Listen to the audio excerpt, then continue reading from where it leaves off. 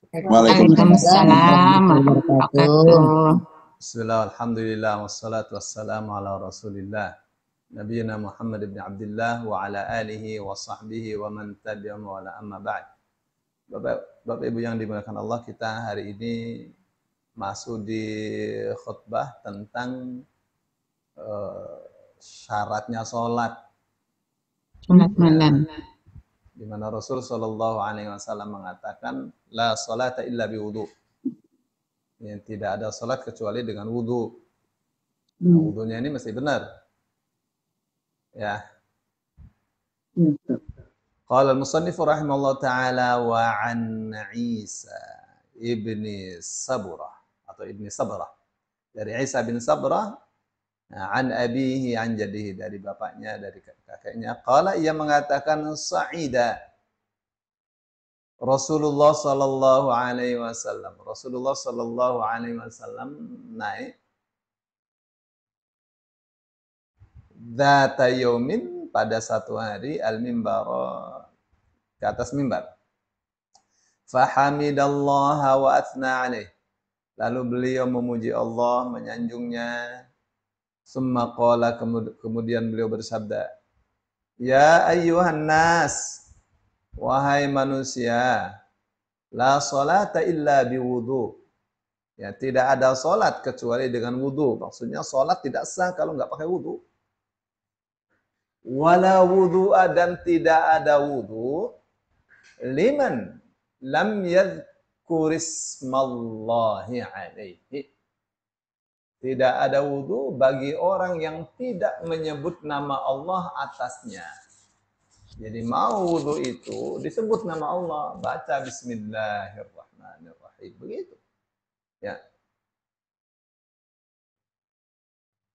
Walam yu'min billahi man lam yu'min bi. Dan tidak beriman kepada Allah siapa saja yang tidak beriman kepadaku. Walam yu'min bi man lam ya'rif haqqal ansar. Dan tidak beriman kepadaku orang yang tidak tahu haknya kaum Ansar. Jadi ada berapa itu? Ada tentang wudu, ada tentang iman. Ya. Jadi wudu itu adalah syarat sahnya sholat. Ya. Satu ya. Nah, supaya sholatnya benar, wudunya harus benar. Tuh, maka diperlukan memahami sunnah-sunnah Rasul Shallallahu Alaihi Wasallam berkaitan dengan wudu. Bagaimana petunjuknya itu? Ya. Terus Rasul Shallallahu Alaihi Wasallam mengatakan tidak ada wudu, jadi sholat tidak sah tanpa wudu. Wudu tidak sah tanpa bismillah. Tuh, jadi dibaca bismillah. Ini nih, ya. Bismillahirrahmanirrahim. Gitu. Ya, di sana ada hadis mengatakan kullu amrin dzibalin la yubda'u fihi bi bismillahirrahmanirrahim fa huwa ajdzam. Wa fi riwayatin fa huwa aqta' fa huwa abtar. Setiap perkara yang baik yang tidak dimulai dengan bismillahirrahmanirrahim, maka itu pincang atau terputus. Ya, apanya itu? Berkahnya tidak sempurna, berkahnya terputus. Ya, tidak berkah. Jadi mulai dengan bismillah. Ya, sebenarnya apa sih segala sesuatu harus dimulai dengan bismillahirrahmanirrahim? Termasuk Al-Quran dimulai dengan bismillahirrahmanirrahim. Ya, itu pesan atau pesan keras, kode keras, ya, bahwa segala amalan harus dimulai dengan bismillahirrahmanirrahim agar paham bahwa tujuan segala sesuatu adalah Allah saja. Kita mau beribadah tujuannya harus satu saja, Allah saja tujuannya. Ya, tidak ada yang lain tujuan. Ya, satu-satunya tujuan ibadah kita adalah Allah. Salatku, ibadahku, hidup dan matiku hanya untuk Allah. Nah, itu yang benar, itu namanya ikhlas. Ya. Maka apa saja mesti dimulai dengan Bismillahirrahmanirrahim, supaya sekaligus mengingatkan kita bahwa tujuan ini semuanya hanya karena Allah, supaya besok bisa melihat wajah Allah. Gitu. Ya. Itu pertama ya. Terus yang kedua, Rasulullah Shallallahu Alaihi Wasallam mengatakan, walam yu'min billahi man lam yu'min bi. Nah, salat untuk siapa? Kepada siapa? Salat kepada Allah. Tapi tidak tergolong orang yang beriman kepada Allah kalau tidak beriman kepada Rasul Shallallahu Alaihi Wasallam. Ya. Rasulnya disebut-sebut, istrinya diinjak. Rasul Shallallahu Alaihi Wasallam diangkat, istrinya diinjak. Mana tuh? Ya, orang yang mengatakan bahwa Aisyah masuk neraka jahanam, Aisyah pezina, istri tercinta Rasul Shallallahu Alaihi Wasallam, yang meriwayatkan hadis terbanyak di antara seluruh sahabatnya setelah Abu Hurairah radhiyallahu anhu. Dicoreng-moreng ya kepribadian istri Rasul Shallallahu Alaihi Wasallam, Ummul Mukminin jami'an. Sebenarnya siapa yang dibidik? Yang dibidik itu ya Rasul Shallallahu Alaihi Wasallam. Ya. Jadi kalau beriman kepada Rasul Shallallahu Alaihi Wasallam, Rasul jangan diinjak. Ya.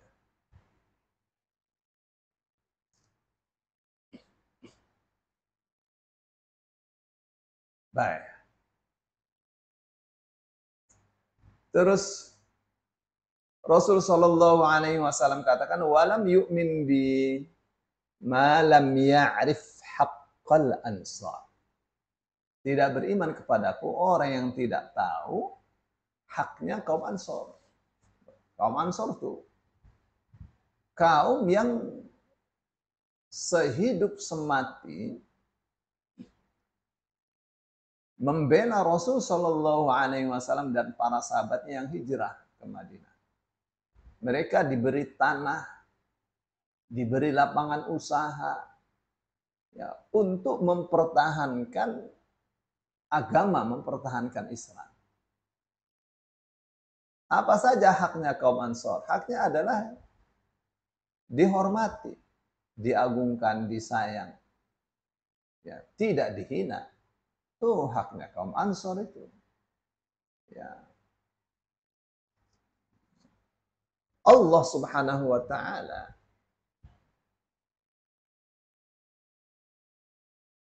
meridhai kaum Muhajirin dan kaum Ansor. Ya. Jadi hak seperti itu harus diketahui. Memang ada yang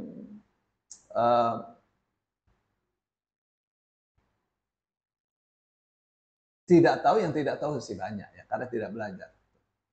Tapi lebih dari itu, bukan sekedar tidak tahu, tapi menghina, menginjak, mengkafirkan mereka. Ya, itu yang dilakukan oleh kaum Syiah Rafidhah. Ya, dikafirkan sahabat-sahabat Rasulullah Shallallahu Alaihi Wasallam. Maka beliau katakan, tidak beriman kepadaku orang yang tidak mengerti haknya kaum Ansar.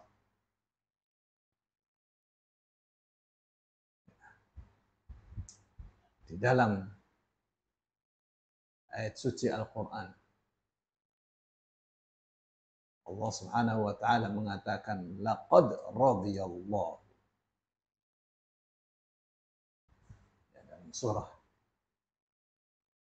dalam surah Al-Fatah ayat 18. Laqad radiyallahu, sungguh benar-benar Allah telah ridha, 'anil mu'minina, terhadap orang-orang yang beriman, idh yubayi'unaka tahta syajarati, ketika mereka berbaiat kepadamu di bawah pohon. Fa'alima ma fi qulubihim fa'anzala as-sakinata 'alaihim wa athabahum fathan qariba. Ya. Maka Allah mengetahui apa yang ada di dalam hati mereka. Ya. Maka Allah turunkan ketenangan kepada mereka. Wa athabahum fathan qariba. Ya, dan Allah kasih pahala buat mereka dengan kemenangan yang dekat. Ini haknya kaum Muhajirin dan Ansar. Ya.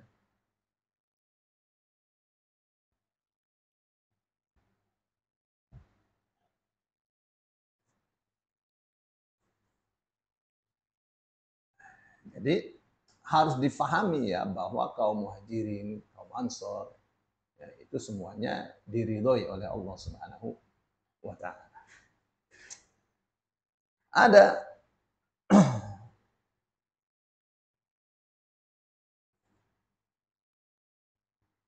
ayatnya di mana Allah memuji orang-orang yang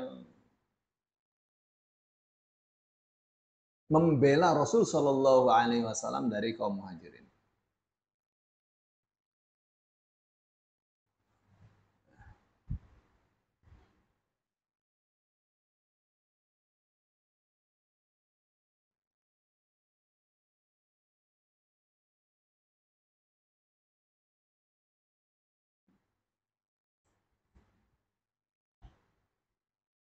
Ya, Allah mengatakan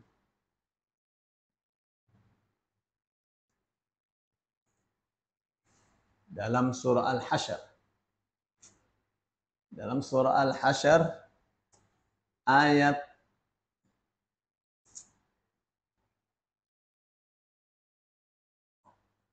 ayat 9.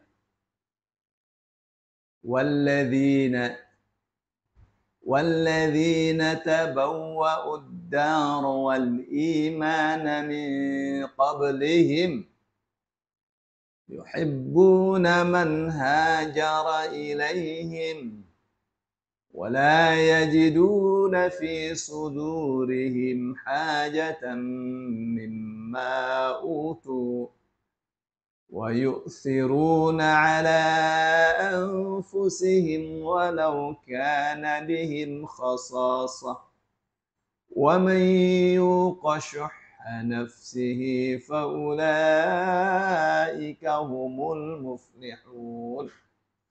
Ya, ini pujian Allah kepada siapa? Kepada kaum Muhajirin. Apa katanya? Mereka adalah orang-orang yang telah menempati kota dan telah beriman, yaitu kaum Ansar. Ya, sebelum kedatangan kaum Muhajirin. Jadi mereka adalah penduduk asli Madinah, Aus dan Khazraj. Sudah menempati Madinah. Mereka sudah beriman sebelum orang-orang Mekah dari sahabat-sahabat Rasul Shallallahu Alaihi Wasallam datang untuk hijrah ke Madinah. Ya. Yuhibbuna man hajara ilaihim. Mereka mencintai orang yang hijrah kepada mereka. Wala yajiduna fi sudurihim hajatan. Dan mereka tidak menjumpai satu kepentingan apapun di dalam hati mereka. Mimma utu terhadap apa yang diberikan kepada kaum Muhajirin. Jadi kalau ada peperangan, dapat rampasan perang, kaum Muhajirin dikasih, kaum Ansar tidak dikasih, ya problem aja. Ya, mereka ridho dengan pembagian itu. Wa yu'thiruna ala anfusihim walau kana bihim khasasah. Ya, bahkan lebih dari itu. Ya, mereka mengutamakan orang-orang yang hijrah, orang kaum Muhajirin. Ya, meskipun mereka sendiri kelaparan. Ya, meskipun mereka sendiri dalam keadaan susah. Ya, kalau mereka dulu kawan saudara kita dulu saudara kita entar. Wa may yuqa syuhha nafsihi fa ulaika humul muflihun. Ya. Barang siapa terjaga dari sifat pelit, maka mereka itu adalah orang-orang yang beruntung.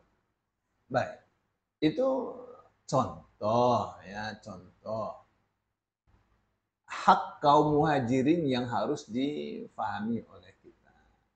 Itu di hadis tadi ya. Ada yang mengkafirkan kaum Ansor ya. Ada yang mengkafirkan kaum Ansor, kaum Muhajirin, ya ada, itu dia Syiah Rafidhah. Mereka kafir-kafirkan itu semua sahabat Rasul itu murtad semua. Puluhan ribu sahabat Rasul. Ya, bahkan ulama-ulama hadis mengatakan ada 100 ribuan sahabat-sahabat Rasul Shallallahu Alaihi Wasallam. Banyak. Tapi semuanya dianggap murtad kecuali mereka-mereka yang terhitung sebagai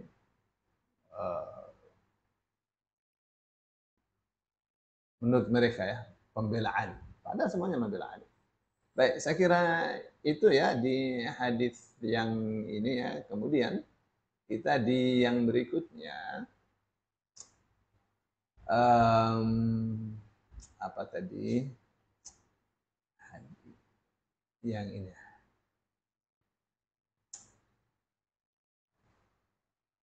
Khutbah nomor 133 itu tentang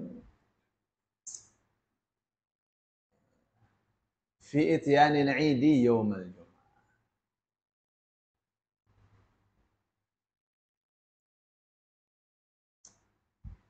Untuk tetap melaksanakan sholat id di hari Jumat. Jadi judulnya tidak terbalik. Bukan untuk tetap sholat Jumat di hari id. Enggak. Untuk tetap sholat id meskipun itu hari Jumat. Kenapa? Karena sholat Jumat itu wajib. Sholat idnya sunnah. Jadi meskipun ini id. Maksudnya itu hari besar. Hari Jumat hari besar. Hari raya hari besar juga. Ada 2 hari raya. Bukan kalau Idul Fitri atau Idul Adhanya dilakukan, sholat Jumatnya tidak dilakukan, keliru. Ya, secara logika yang sunnah tidak bisa mengalahkan yang wajib. Oh, ya. Tuh, jadi judulnya khutbatuhu sallallahu alaihi wasallam fi ityanil 'idi yaumil Jum'ah. Khutbah Rasul sallallahu alaihi wasallam tentang menjalankan Id di hari Jumat.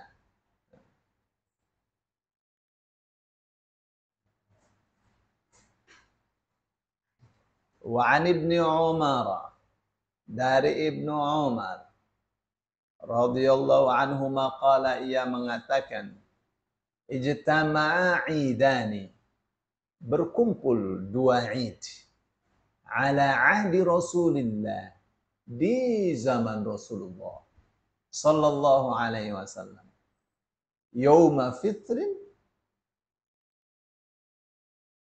wa yauma jum'ah, atau yaumu fitrin wa yaumu jum'ah. Ya. Hari raya Idul Fitri dan hari raya Jumat, hari Jumat.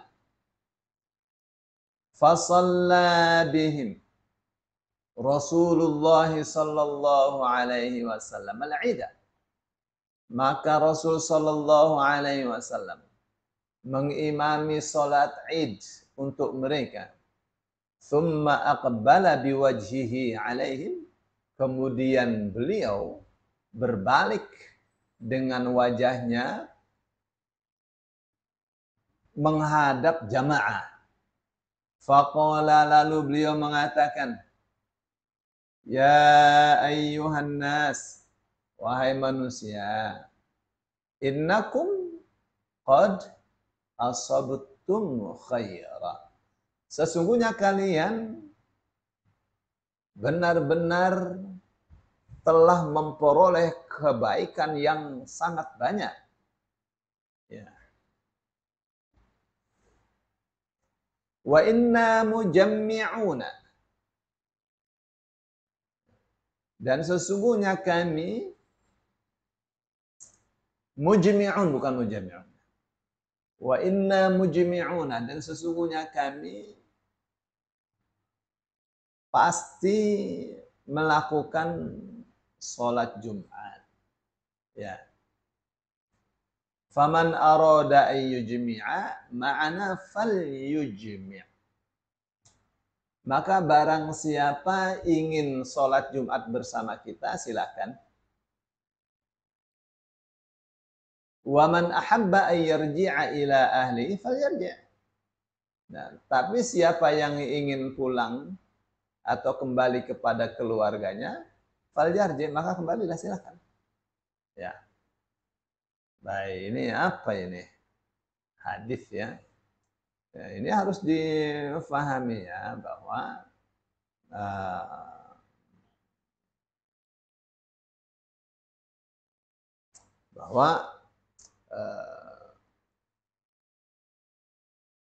ada ya, misalnya Ibnu Qudamah ini saya baca ya.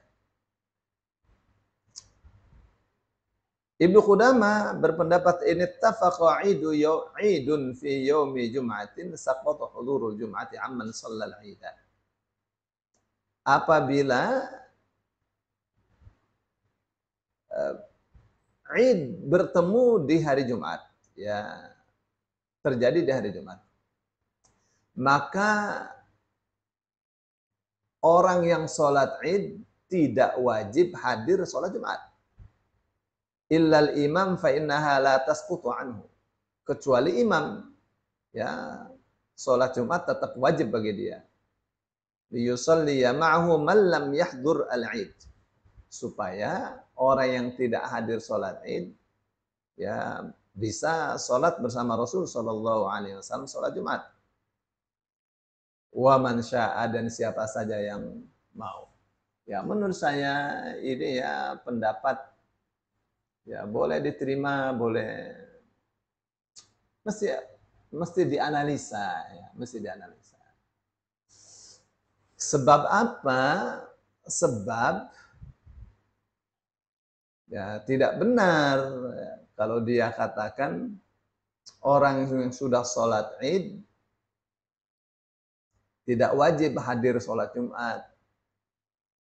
Bagaimana yang sunnah itu bisa mengalahkan yang wajib? Lebih baik tidak sholat Id daripada tidak sholat Jumat. Satu ya. Terus yang kedua, beliau mengatakan kecuali imam. Jadi siapa saja yang sudah sholat Id tidak wajib sholat Jumat. Tidak wajib hadir untuk sholat Jumat. Tapi imam wajib. Tuh, imam wajib bagaimana? Ya, kalau semuanya imam sholat Jumat yang lainnya tidak hadir, ya jadi statement yang menurut saya keliru.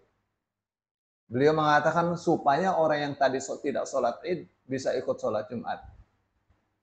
Ya, dia sholat saja tidak ikut, apalagi sholat Jumat. Ya.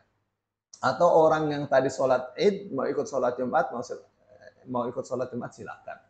Tidak begitu. Itu Rasul Shallallahu Alaihi Wasallam. Menurut hemat saya, ya. Di hadis-hadis yang lain, seperti juga yang dikatakan oleh Utsman bin Affan. Karena hadisnya bukan satu-satunya ini hadis. Di sana ada hadis mengatakan, wa inna al-muqimin mujmi'un. Dan kami orang-orang yang muqim itu akan melaksanakan sholat Jumat. Tuh. Jadi yang mau ikut sholat Jumat ya silakan.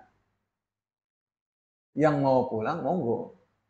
Pulang kepada keluarganya. Siapa itu? Orang-orang yang bukan mukim di situ. Karena waktu sholat Id itu datang dari jauh-jauh sekali. Ya. Oh. Jadi kalau habis sholat Id mau pulang ke keluarganya silakan. Berarti tidak ikut sholat Jumat bersama Rasul Shallallahu Alaihi Wasallam. Wajib bagi mereka sholat Jumat tidak wajib karena bukan orang mukim, rumahnya jauh. Ya zaman itu ya, pakai onta, pakai pokoknya pagi-pagi subuh-subuh mereka sudah jalan itu untuk menuju musalla Rasul Shallallahu Alaihi Wasallam, menuju lapangan untuk sholat Id bersama Rasul Shallallahu Alaihi Wasallam. Ya 2 jam, 3 jam, mungkin lama sekali, ya cukup lama, apalagi yang jalan kaki. Nah Rasul Shallallahu Alaihi Wasallam katakan kita orang mukim. Maka Rasul katakan inna mujmi'un, sesungguhnya kita, ya kita tuh siapa? Orang-orang Madinah. Karena yang sholat bersama Rasul itu, ya itu bukan orang Madinah saja, orang di luar Madinah yang jauh-jauh. Jadi itu yang harus difahami, itu teksnya tuh. Inna mujmi'un, sesungguhnya kita pasti sholat Jumat, karena sholat Jumatnya wajib. Ya, sholatnya itu nggak wajib, sunnah dia. Ya, kita tuh siapa? Orang yang mukim. Faman arada ayyujmi'a ma'ana falyujmi'. Maka siapa saja yang ingin sholat Jumat bersama kita, silakan. Ya, bersama kita orang yang mukim. Berarti siapa? Bukan hadisnya faman arada ayyujmi'a ma'i, tapi ma'ana, bersama kita siapa? Orang-orang Madinah, penduduk Madinah. Dari orang-orang yang bukan penduduk Madinah, dari Kuba, dari sekitar Masjid Qiblatain pada datang ke Madinah untuk sholat bersama Rasul Shallallahu Alaihi Wasallam dari jauh-jauh. Begitu. Maka Rasul katakan waman ahabba yarji'a ila alihi falyarji'. Siapa yang mau kembali ke keluarganya silakan. Tidak mungkin ya dalam logika kita Rasul Shallallahu Alaihi Wasallam sholat Jumat, sahabat-sahabat tidak sholat Jumat. Nggak mungkin. Ya, nggak mungkin. Sangat tidak mungkin. Makanya mesti difahami innanya itu. Nah, hal ini terjadi juga pada saat Utsman bin Affan menjadi khalifah. Beliau katakan, nahnu ahlul hadar. Kami adalah penduduk Madinah. Ahlul hadar, ya, penduduk yang hadir di sini, penduduk yang bukan musafir. Ya, wa inna mujmi'un. Kita melaksanakan sholat Jumat. Faman arada yujmi' ma'ana falyujmi'. Wa man arada an ya'uda ay yarji'a ila alihi falyarji'. Itu jelas kan? Jadi kita ini orang yang mukim. Jadi wajib sholat Jumatnya. Meskipun sudah sholat Id. Justru lebih baik tidak sholat Id daripada tidak sholat Jumat. Id itu sunnah. Bagaimana sunnah mengalahkan yang wajib. Tapi untuk orang yang musafir, ya boleh tidak sholat Jumat. Ya, boleh tidak sholat Jumat orang musafir. Gitu ya. Saya kira sudah cukup jelas ini. Baik, itu khutbahnya nomor 133.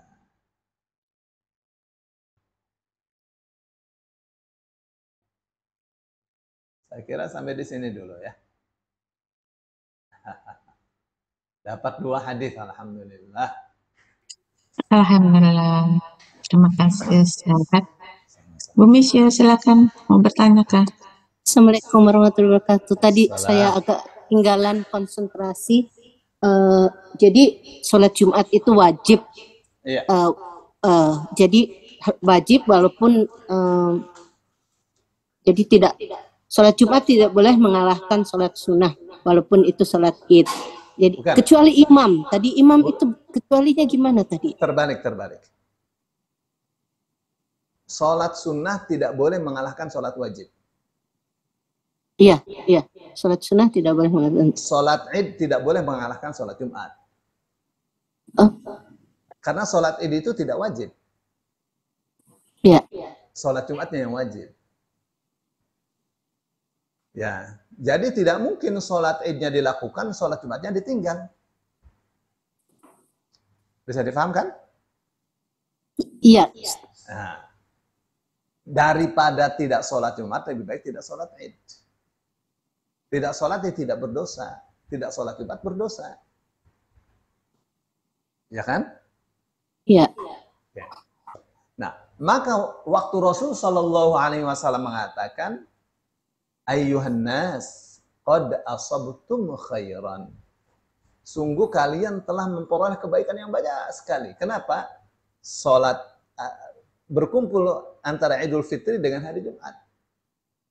Itu dua-duanya kebaikan yang besar. Sholat Id dapat pahala besar, sholat Jumat dapat pahala besar.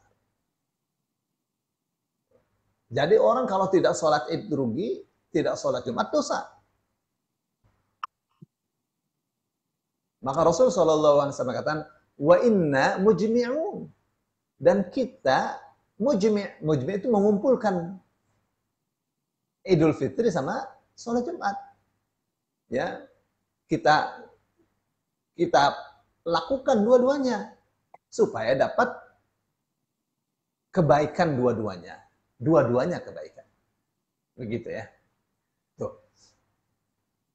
Ketika Rasul mengatakan wa inna mujmi'un, siapa kami itu? Kami itu Rasul bersama sahabat-sahabatnya. Sahabat-sahabatnya mana? Sahabat-sahabat yang mukim. Karena mereka yang mukim wajib sholat Jumat. Siapa yang tidak wajib sholat Jumat? Mereka yang musafir. Yang datang untuk sholat bersama Rasul Shallallahu Alaihi Wasallam dari jauh sekali. Ya, boleh jadi besoknya Id mereka sudah ada di Madinah. Karena ingin sholat bersama Rasul Shallallahu Alaihi Wasallam. Tuh, maka ketika Rasul Shallallahu Alaihi Wasallam mengatakan, barang siapa mau sholat bersama kita siapa? Penduduk Madinah. Maka silakan. Ya. Jadi barang siapa dari kaum musafir yang datang sholat Id, mau ikut sholat Jumat juga bersama kita, silakan. Ya. Wa man arada ayyarji'a ila ahli. Siapa yang ingin kembali kepada keluarganya. Bukan kembali kepada keluarganya di Madinah, deket-deket aja itu mah. Dari jauh sana yang musafir. Ya, sebab asalnya musafir itu tidak wajib sholat Jumat. Jadi mau pulang ke rumahnya ya silakan. Ya, siapa ini orang-orang yang musafir, orang yang jauh dari Madinah. Ya, supaya tidak difahami bahwa orang yang sudah sholat Id tidak wajib sholat Jumat. Kenapa? Karena itu keliru. Sholat Id mengalahkan sholat Jumat itu keliru. Tidak bisa yang sunnah mengalahkan yang wajib. Begitu. Jadi harus difahami ini. Karena hukum itu selalu berbicara dengan yang logis. Ya. Hukum itu ya logis. Hukum itu logis. Ada fikih, usul fikih, qawaid fiqhiyah, ya. Supaya memahami logika hukum. Saya kira itu deh Ibu. Iya dipahami. Syukran Pak Ustaz.